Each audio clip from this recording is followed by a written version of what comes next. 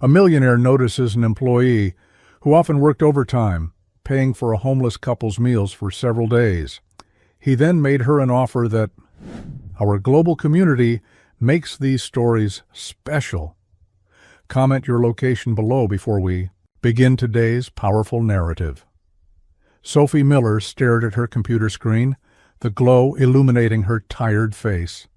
At 9:30 p.m., she was the only one left on the entire floor of Torres Investments. The cleaning staff had already come and gone, nodding sympathetically as they passed her desk. Just another hour, she whispered to herself, rubbing her eyes before returning to the financial report she was finalizing. At 10:45 p.m., Sophie finally shut down her computer and gathered her things. Despite the exhaustion weighing on her shoulders, she moved with purpose as she left the building. Instead of heading directly to the subway, she walked 2 blocks to a small family restaurant just before it closed. "The usual, Sophie?" asked Mike, the owner, who was wiping down the counter. She nodded with a weary smile. "Yes, please. 2 dinner specials." "Working late again?" Mike asked as he packed the food. "The Anderson portfolio won't analyze itself," she replied with a small laugh.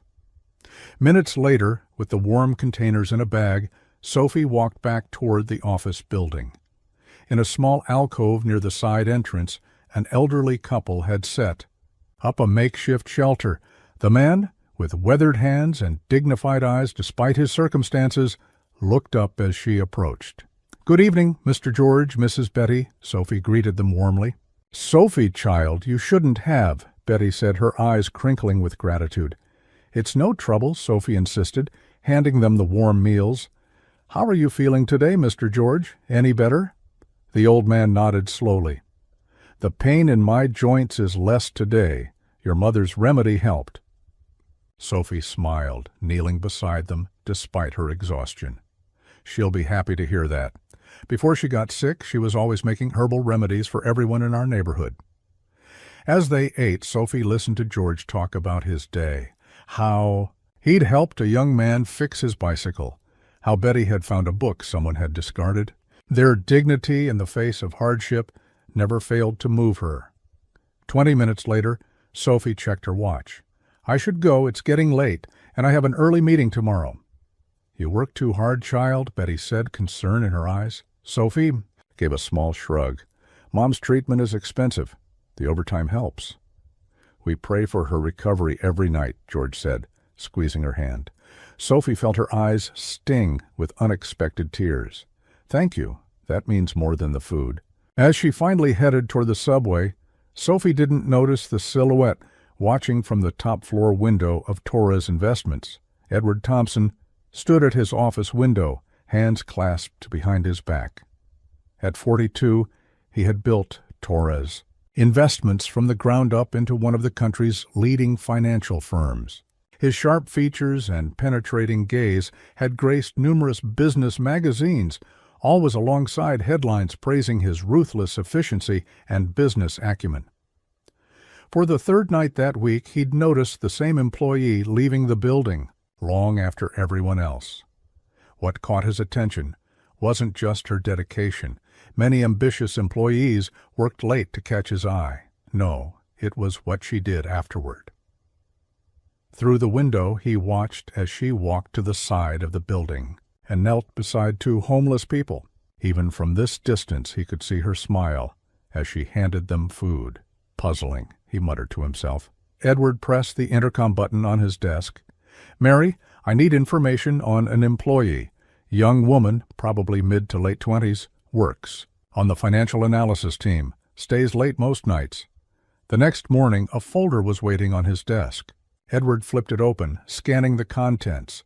Sophie Miller, 28, financial analyst junior level, hired 14 months ago, bachelor's in economics, master's in financial analysis, excellent performance reviews, consistently works overtime, salary. He paused, noting the modest figure. Requested advance on salary twice in the past year for family medical expenses. Edward leaned back in his chair, tapping his pen against the desk. Why would someone barely making ends meet spend money on strangers? In his experience, people only acted out of self-interest. Charity was something you did when you had excess, a tax write-off, a publicity opportunity, not something you did when you were struggling. "Let's see what you're about, Ms. Martins," he murmured, closing the folder. Sophie rushed into the elevator, clutching her portfolio and coffee, barely making it before the doors closed. She was running late after visiting her mother in the hospital before work. When she looked up, she froze. Edward Thompson stood alone in the elevator, his imposing figure in a perfectly tailored suit making the space feel suddenly small. She'd only seen the CEO from a distance at company meetings. "Good morning," he said, his voice calm and measured. Good morning, Mr. Torres," Sophie replied. Trying to compose herself, he studied her for a moment. "You're on the Anderson portfolio team, correct?" Sophie blinked in surprise. "Yes, sir. I'm one of the analysts. I reviewed the preliminary reports yesterday. Thorough work. Thank you, sir." The elevator continued its ascent in silence. Just as it was about to reach Sophie's floor, Edward spoke again. "You work quite late, Ms. Martins." Sophie shifted uncomfortably, wondering how he knew. "The Anderson account is complex. I want to make sure everything is perfect." Edward nodded slowly. "And do you always buy dinner for the homeless after work?" The question caught her completely off guard. Yes, sometimes, when I can." "Interesting choice, given your own financial situation." The elevator doors opened at her floor, and Sophie felt relief wash over her. "It's just dinner, Mr. Torres. Have a good day." As she stepped out, Edward called after her, "Ms. Martins, the team meeting for Anderson is moved to 2 p.m. Today, I'll be attending." Sophie nodded, her mind racing as she walked to her desk. How did he know about her overtime, about the couple, about her financial situation, and why would the CEO care about any of it? The Anderson portfolio meeting ran longer than scheduled, with Edward questioning every assumption and projection. Sophie presented her section confidently despite her nervousness, earning a few approving nods from the CEO. As everyone filed out, Edward's voice cut through the shuffle. "Ms. Martins, a moment, please." Sophie's colleagues shot her curious glances as they left. When the room emptied, Edward gestured to the chair across from him. "Your analysis of the market vulnerabilities was particularly insightful," he began. "Thank you, sir. How long did that section take you to prepare?" Sophie hesitated. "About 15 hours, spread over several evenings." "Which explains your late nights." Edward leaned forward, his gaze direct. "Ms. Martins, I'm going to ask you something directly, and I'd appreciate an honest answer." Sophie nodded, bracing herself. "Why do you spend your money on feeding strangers when you've had to request salary advances for your mother's medical expenses?" Sophie's cheeks flushed. "With all due respect, sir, that seems rather personal. I'm not asking to intrude. I'm genuinely curious about the rationale." Sophie took a deep breath. "Mr. George and Mrs. Betty aren't strangers to me anymore. They've been outside our building for 5 months now." "That doesn't answer my question." She met his gaze directly. "Mr. George was an accountant for 30 years. They lost everything in the Meridian finance collapse. Their savings, their home, their retirement. He was too old to get hired again, and then Mrs. Betty got sick." Edward's expression remained impassive, but his eyes showed a flicker of recognition at the mention of Meridian finance. "That's unfortunate, but it still doesn't explain why you take responsibility for them." Sophie gathered her courage. "Because I see them, Mr. Torres. I really see them. And once you truly see someone suffering, you can either walk away or do something, even something small.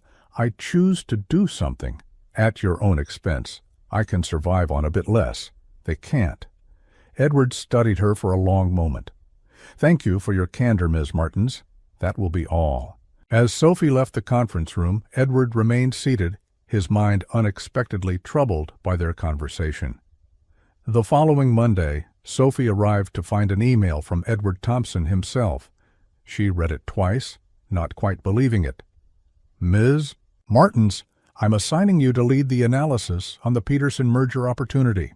This is typically handled by senior analysts, but I believe your perspective will be valuable. You'll report directly to me on this project. First draft due Friday. E.T. Her colleague Thomas leaned over her cubicle. What did you do to get Torres's attention? No junior analyst has ever been put on merger evaluations. Sophie shook her head, bewildered. I have no idea. The Peterson merger was a significant opportunity for Torres Investments, and now it was in her hands. Sophie threw herself into the work, staying even later than usual. She analyzed market positions, identified synergies, and built financial models projecting 5-year outcomes. By Friday, she had dark circles under her eyes, but a comprehensive analysis she was proud of. When she sent it to Edward, his response was immediate. My office, 4 p.m. Sophie spent the afternoon alternating between reviewing her work and fighting anxiety. At precisely 4 p.m., she knocked on Edward's door.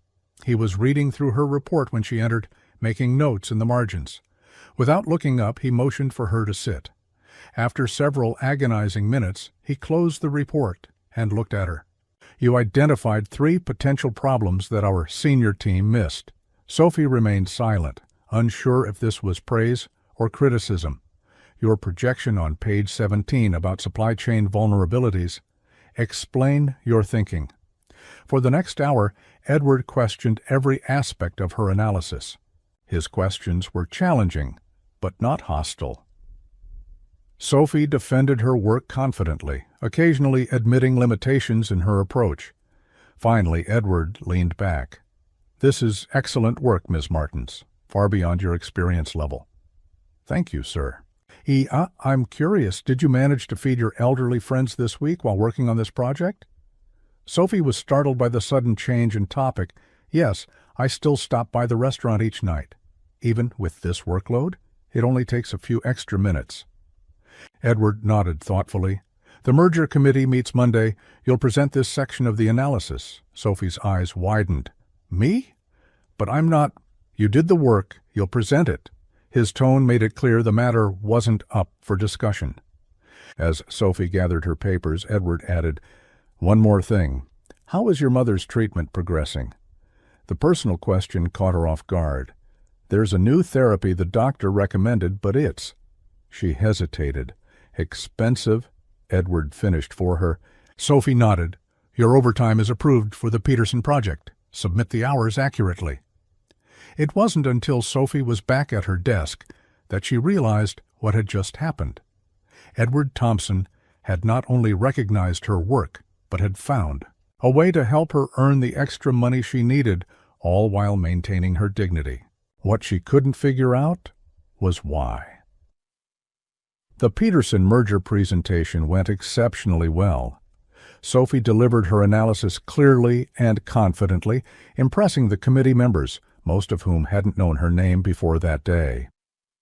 Afterward, several senior managers congratulated her. Through it all, she noticed Edward watching her, his expression unreadable. That evening, Sophie worked late, finalizing some points raised during the meeting. When she finally packed up to leave, rain was pouring outside. She groaned, realizing she'd forgotten her umbrella. As she stood at the building entrance, contemplating a dash to the restaurant, a voice behind her made her jump. Heading out to your usual stop? Edward stood there, suit jacket draped over his arm, watching her with that now familiar intensity. Yes, Sophie admitted, though I might skip it tonight, given the rain. And disappoint your friends? That doesn't seem like you. Before Sophie could respond, Edward continued, I'm heading that direction. I'll drive you. That's not necessary, Mr. Torres. It's pouring, Ms. Martins. Consider it a reward for your excellent work today. Minutes later, Sophie found herself in the passenger seat of Edward's luxury car, feeling distinctly out of place. They drove in silence until reaching the small restaurant. I'll wait, Edward said as she was about to exit. Sophie paused. Actually, would you like to come in? Mike makes the best empanadas in the city. Something like curiosity flickered across Edward's face, and to Sophie's surprise, he turned off the engine and followed her inside.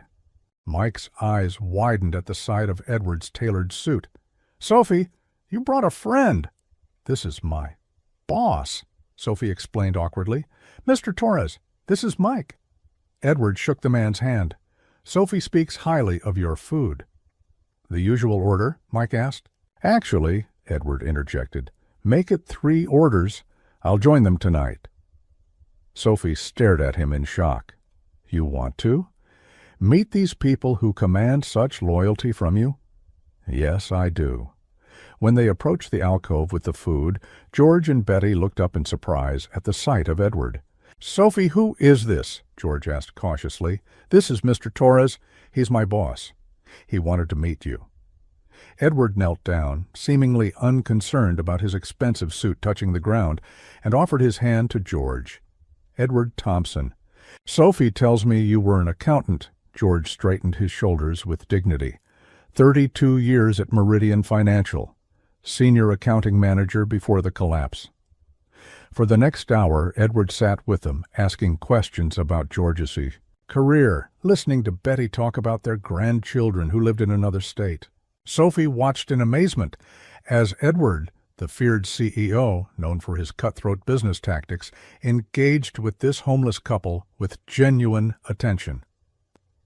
When George mentioned how Meridian's executives had cooked the books before the collapse, wiping out thousands of people's savings, including their own, Edward's expression darkened momentarily.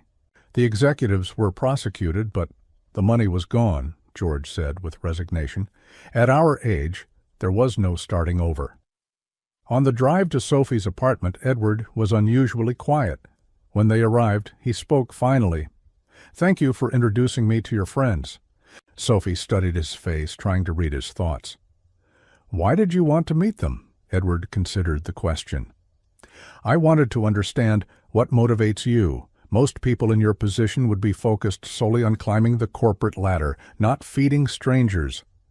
They're not strangers anymore, Sophie said softly. No, Edward agreed, his voice thoughtful. I suppose they're not. The following day was Saturday, but Edward found himself in his office, laptop open to an old news article about the Meridian finance collapse. The headline read, Thousands left destitute as Meridian executives face charges. He clicked through document after document, reading about the fallout. Then he opened Torres Investments' acquisition history and confirmed what he'd begun to suspect. 3 years ago, his company had acquired several of Meridian's solvent assets after the collapse, at bargain prices. Edward leaned back in his chair, a strange discomfort settling in his chest. His company had profited from the very disaster that had destroyed George and Betty's lives. It was perfectly legal, a smart business move approved by his board and lawyers, but sitting across from those 2 dignified people sharing their meal had made it feel different somehow. He picked up his phone and called his head of research. I need everything we have on the Meridian acquisition, and find out how many former employees lost their pensions. The numbers, when they came in on Monday, were worse than he'd expected. Over 2,000 retirees and long-term employees had lost their life savings when Meridian collapsed. While the executives responsible were serving prison sentences, the victims had received barely 10 cents on the dollar from the settlement. Edward found himself thinking about Sophie, how she sacrificed from her limited resources to help just 2 of those thousands. 1 meal at a time, 1 small act of kindness. It was so different from his own approach to charity, which consisted of large tax-deductible donations to organizations he never personally engaged with. Efficient but distant. Throughout the week, Edward found himself watching Sophie more closely. How she helped junior staff with their questions. How she brought coffee to the maintenance man who fixed the printer.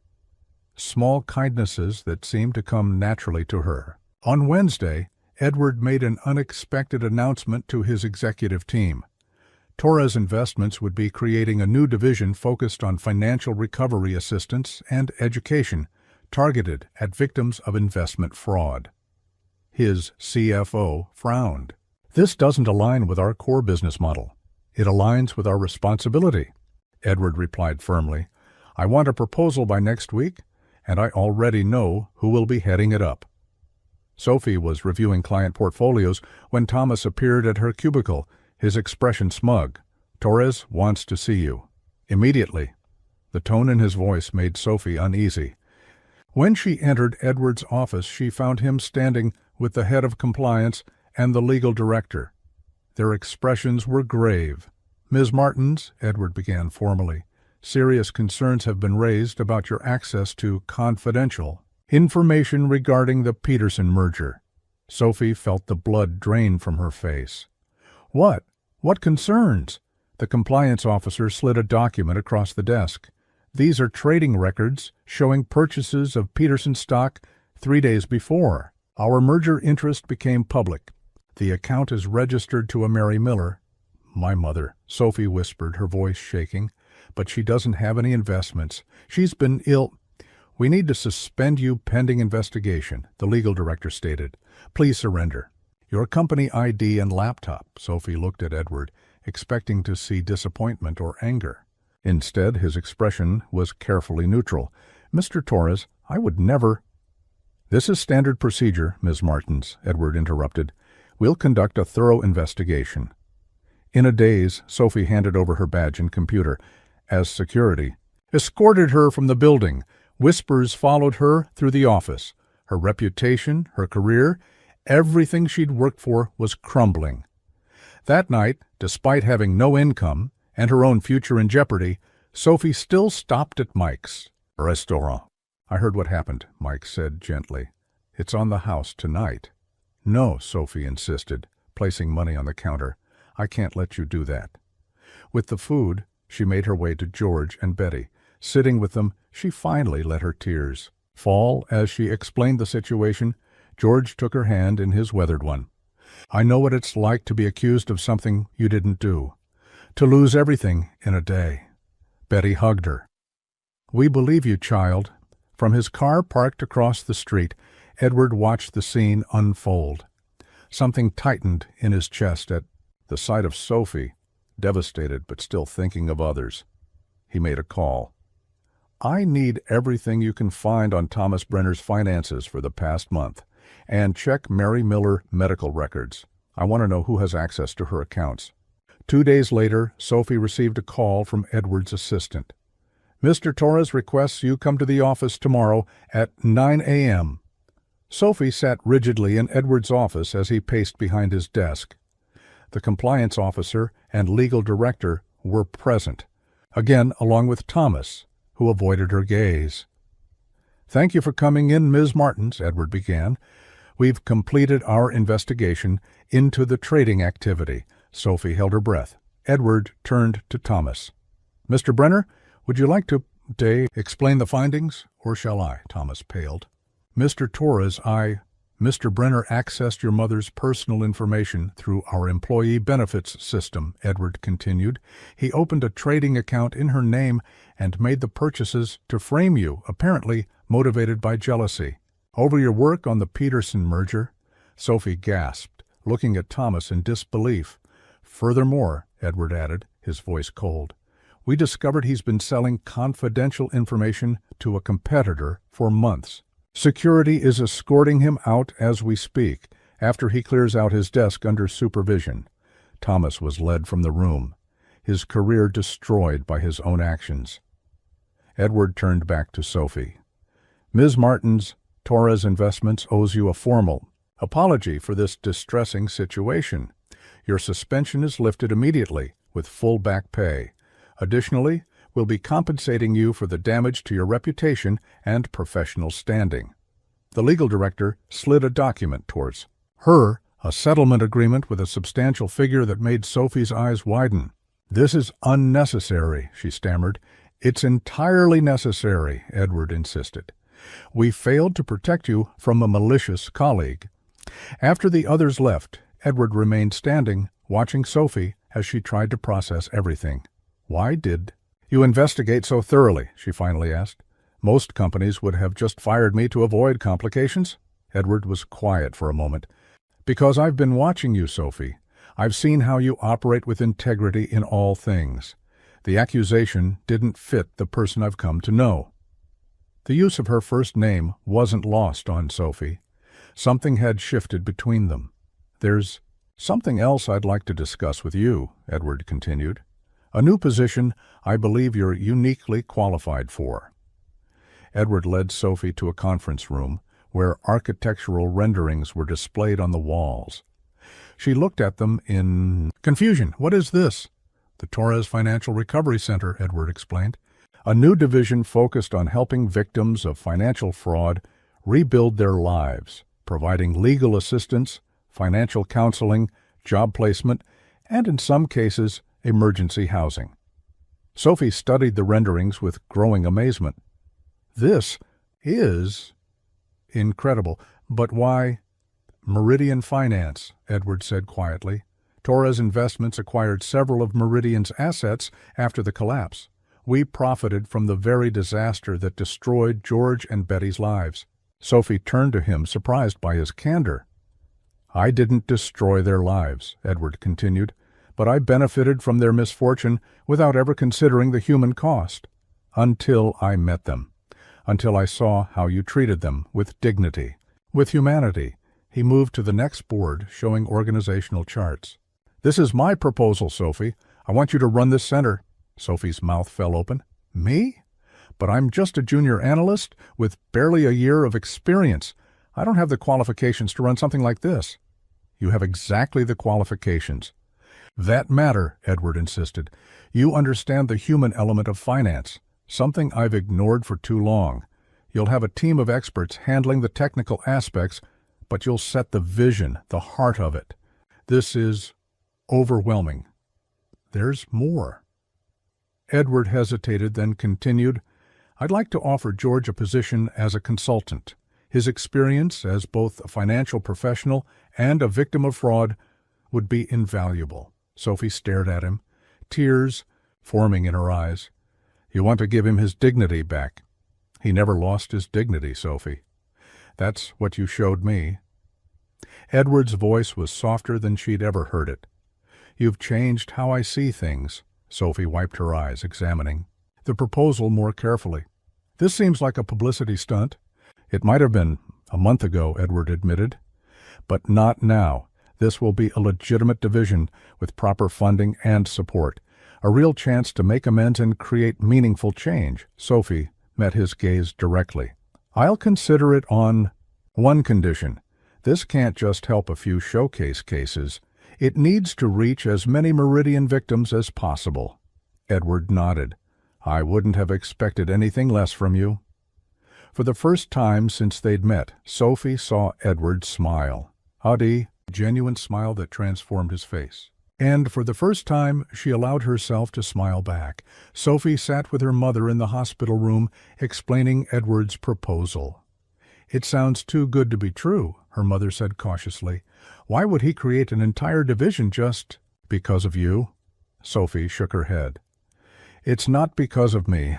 I think meeting George and Betty affected him, seeing the human cost of business decisions. And he wants you to run it? A junior analyst? That's what concerns me too." "What if I fail?" "What if this is just a publicity stunt that gets abandoned once it's served its purpose?" Her mother took her hand. "Sophie, all your life, you've cared about people others forgot. Maybe this is your chance to do that on a larger scale." That evening, Sophie met George and Betty at a small cafe instead of their usual spot. She explained Edward's proposal, including the consulting position for George. "I don't understand," George said, his voice trembling. "Why would he do this?" "I think he's trying to make amends," Sophie replied. "Not just to you, but to all the people affected by Meridian's collapse. And he wants me to help?" The hope in George's eyes made Sophie's heart ache. "Your experience would be valuable, both as an accountant and as someone who understands what victims need." Betty wiped tears from her eyes. This could change everything. The next morning, Sophie walked into Edward's office with her decision. "I'll accept the position," she said firmly, "but I have conditions." Edward gestured for her to continue. "First, this can't be a short-term project. It needs sustained funding for at least 5 years." Edward nodded. "Already budgeted."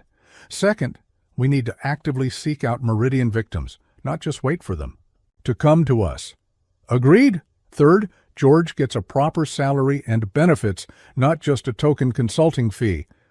Edward smiled slightly. I've already prepared a compensation package for him. Full benefits, including housing assistance. Sophie hadn't expected such ready agreement. She studied Edward's face, searching for any sign of insincerity. Why are you really doing this? Edward was quiet for a moment. Because you made me see what I've been missing. I've spent my career building wealth while ignoring its purpose.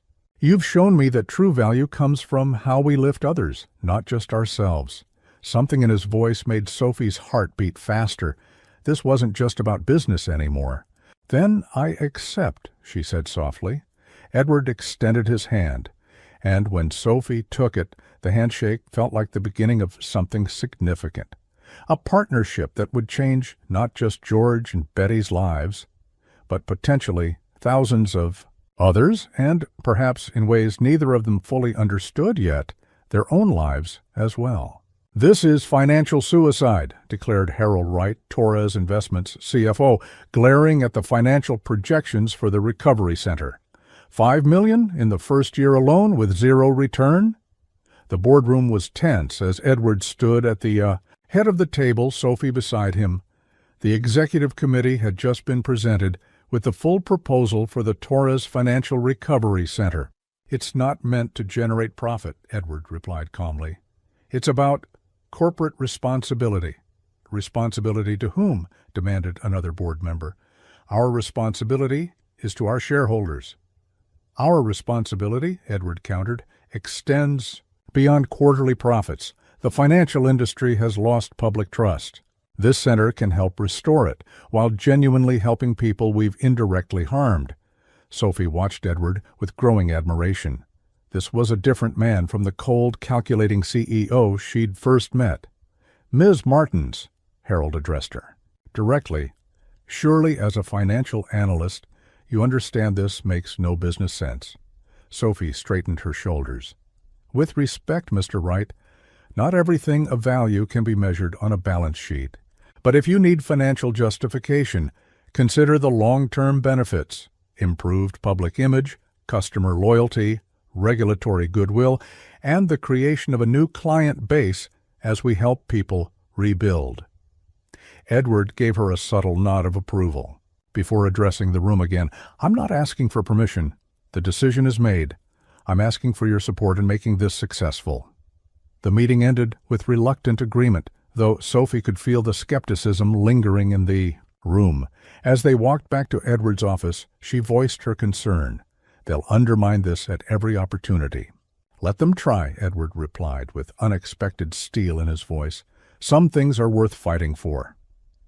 In her entire career, Sophie had never heard a CEO speak that way about social responsibility.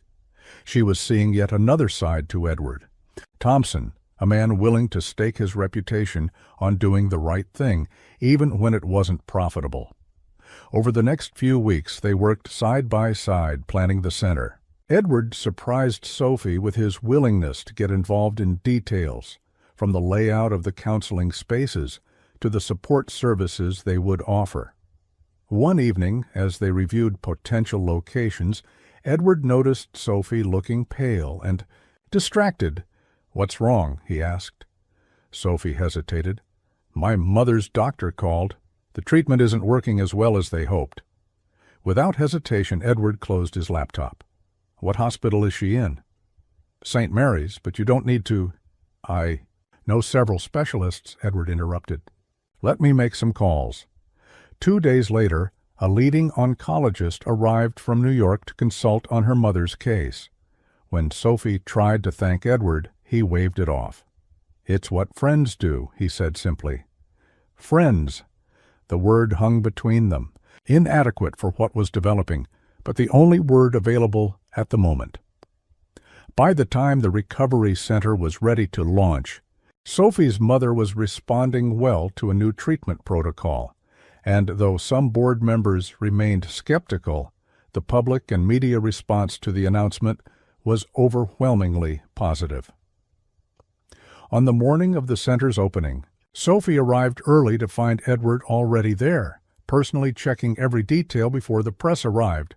"Nervous?" he asked when he saw her. "Terrified," she admitted. "What if I can't do this?" Edward looked at her with complete confidence. "Sophie, you've been doing this all along, just one meal, one person at a time. Now you'll help hundreds." His faith in her was both touching and frightening. As the doors prepared to open, Sophie realized she didn't want to disappoint him, not because he was her boss, but because his good opinion had become important to her in ways she wasn't ready to examine. 6 months after its opening, the Tourism Financial Recovery Center had already helped over 300 former Meridian Finance victims.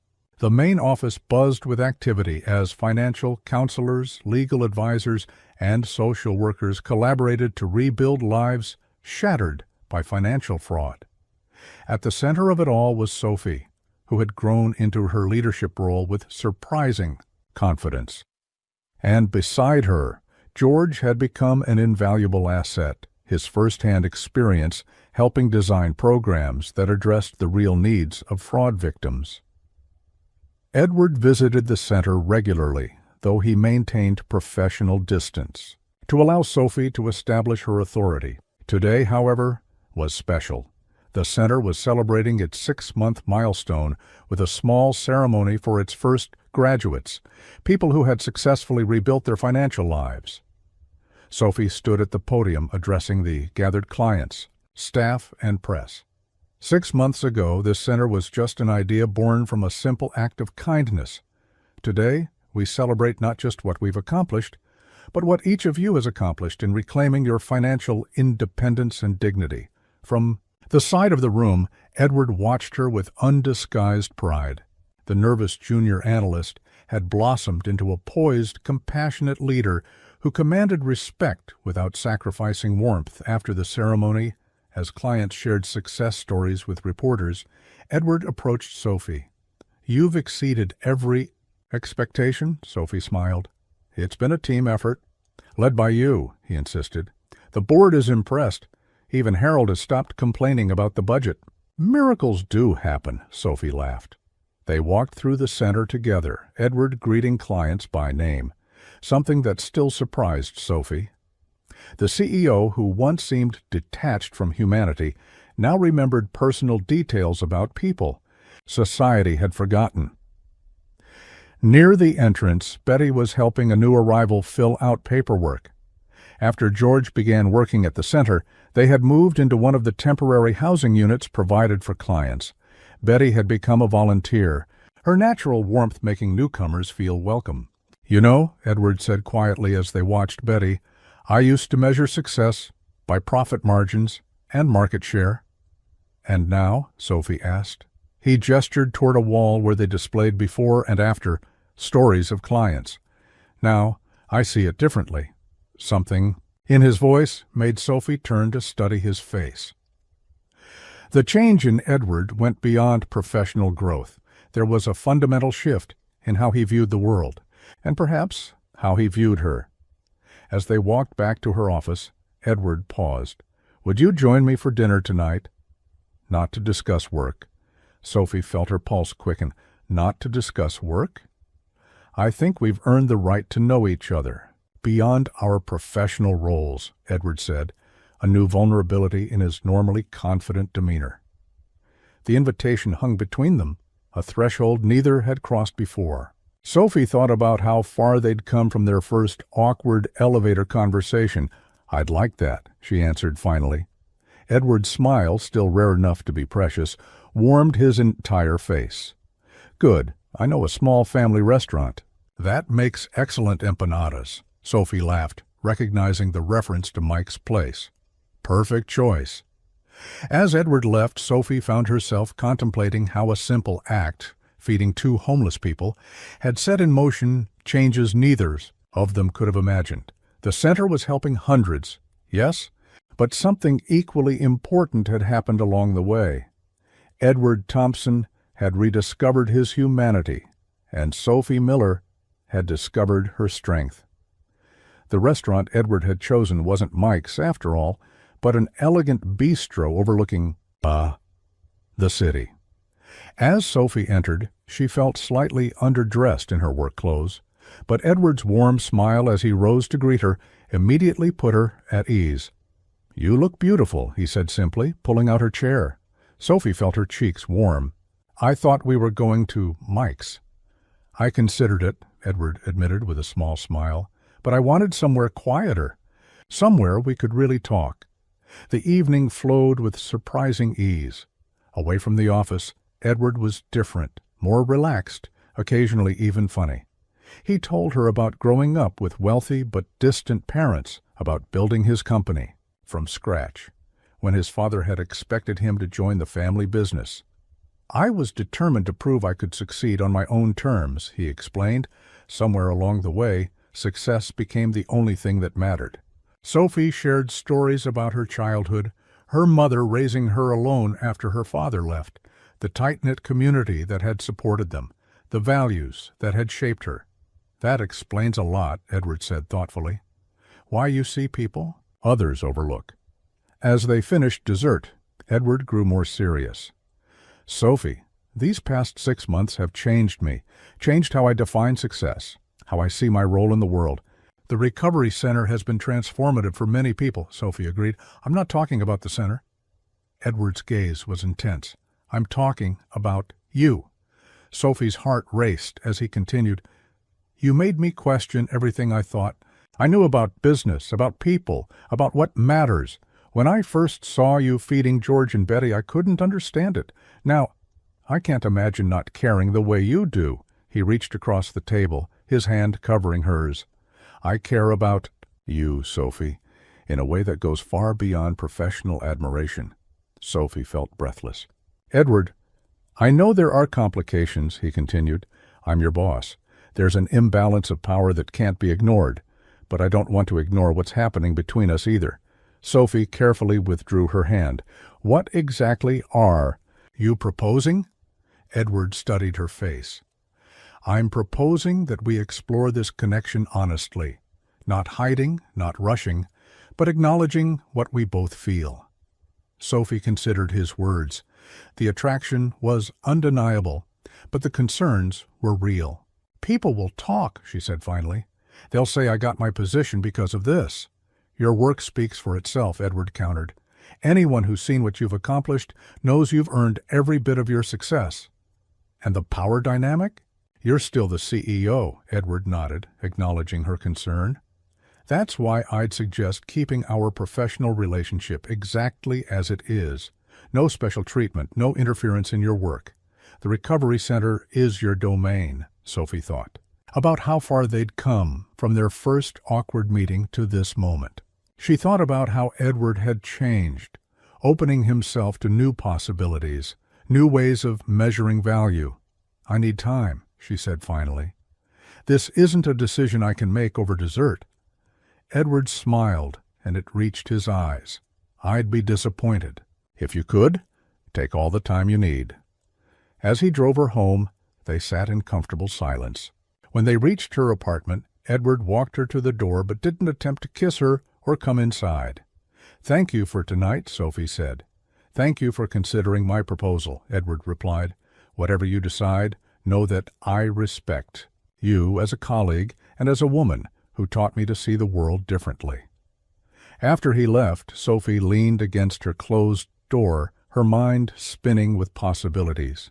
The proposal on the table wasn't just about a potential relationship, it was about a new way forward for both of them, a partnership that could continue transforming lives, including their own. The question was whether she was ready to take that risk. 1 year after the Torres Financial Recovery Center opened its doors, the transformation was undeniable. What had begun as a controversial initiative had evolved into a cornerstone of Torres Investments' corporate identity, with branches now in 3 cities. More importantly, over 700 families had received the support they needed to rebuild their lives after financial disaster. The anniversary celebration was held in the center's main hall, decorated with before and after photographs of clients and testimonials about their journeys. Sophie moved through the crowd with practiced ease, greeting clients, staff, and board members alike. George and Betty were the guests of honor, their story having become something of a legend within the organization. George wore a crisp new suit, his back straight with restored dignity as he shared his expertise with a group of financial advisors. Betty, now a part-time receptionist at the center, beamed as she welcomed newcomers. It's hard to believe this. All started with a few take-out dinners, a familiar voice said behind Sophie. She turned to find Edward watching her, pride evident in his expression. In the 3 months since their dinner, they had maintained a professional relationship at work while carefully exploring their personal connection outside office hours. The gossip had been inevitable, but their commitment to keeping business and personal matters separate had gradually earned respect. "Sometimes the smallest gestures have the biggest impact," Sophie replied. Edward nodded toward George and Betty. "They're moving into their own apartment next week. No more temporary housing." "George told me," Sophie smiled. "He insisted on paying the security deposit himself from his earnings." "Of course he did," Edward chuckled. Dignity was always what mattered most. Their conversation was interrupted as the event coordinator signaled it was time for the formal program to begin. Edward moved to the podium while Sophie took her seat in the front row beside her mother, whose health had stabilized thanks to the specialized treatment Edward had helped secure. 1 year ago, Edward began, addressing the gathered crowd. Torres Investments made a commitment to right a wrong, to help rebuild the lives affected by financial collapse. But what began as corporate responsibility became something much more profound. He gestured around the room. Each person here represents not just a success story, but a lesson in resilience, in dignity, and in the human capacity for renewal. You've taught us that true wealth isn't measured in portfolios, but in human connection. Edward's gaze found Sophie's. None of this would have been possible without the vision and leadership of Sophie Miller, who first taught me that sometimes the most valuable investment we can make is in each other. After hearty applause, Sophie joined Edward at the podium to present awards to clients who had completed financial recovery milestones. The final award went to George and Betty, recognizing not only their personal journey, but George's contributions to the center's programs. As George accepted the award, his voice trembled with emotion. "A year ago, I had lost hope. My lifetime of work seemed worthless, my future empty." He looked at Sophie and Edward. 2 people refused to look away. One offered daily kindness that kept us going. The other turned that kindness into systematic change. Betty wiped tears from her eyes as George continued. "Today, I have my dignity back. I have purpose, and I'm helping others find the same." He raised his award. "This isn't just for Betty and me. It's for everyone who feels invisible, who thinks their story is over. It's never too late for a new beginning." The celebration continued into the evening, eventually winding down as staff cleaned up and guests departed. Sophie found Edward standing by the wall of client photos, studying them thoughtfully. "Penny, for your thoughts?" she asked, joining him. "I was just thinking about how much has changed in a year," he replied. "Not just for them, but for me." Sophie nodded, understanding completely. The man beside her was not the cold, calculating CEO who had once watched her from his office window, puzzled by her generosity. The transformation in Edward had been as remarkable as any client's success story. "Walk with me?" Edward asked, offering his hand. They strolled through the quiet neighborhood, the evening air crisp and clear. When they reached a small park, Edward guided them to a bench overlooking a fountain. "I have something for you," he said, reaching into his pocket. Sophie watched curiously as he pulled out a small, wrapped package. Inside was a beautiful journal, its leather cover embossed with a simple design. "Open it," Edward encouraged. The first page contained a handwritten note, "For new beginnings and the stories yet to be written. E." "It's beautiful," Sophie said, touched by the thoughtfulness of the gift. I wanted something to mark this anniversary, Edward explained. Something that represents both what we've accomplished and what lies ahead. Sophie turned the journal in her hands, appreciating its significance. What do you see lying ahead? Edward took her hand, his expression serious yet gentle. That depends partly on you. These past months, getting to know you outside of work, have been extraordinary. You've changed how I see everything. Success, purpose, connection. He shifted slightly to face her more directly.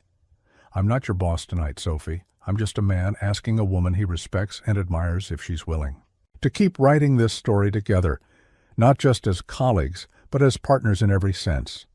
Sophie felt her heart quicken.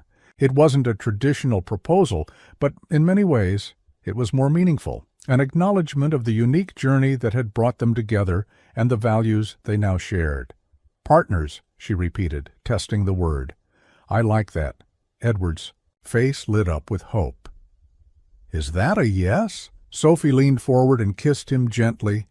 Their first kiss, a promise of what could be. It's a yes. To partnership, to new beginnings, to writing this story together. As they walked hand in hand through the park, Sophie reflected on the extraordinary chain of events that had led to this moment. A simple act of kindness, observed from a distance, had set in motion changes neither of them could have imagined, transforming not just George and Betty's lives, but hundreds of others, and perhaps most surprisingly, their own. The millionaire had indeed made a proposal that changed everything. But the true change had come not from wealth or power, but from the recognition of shared humanity and the possibility that together they could build something more meaningful than either could alone. In the end, that was the most valuable investment of all.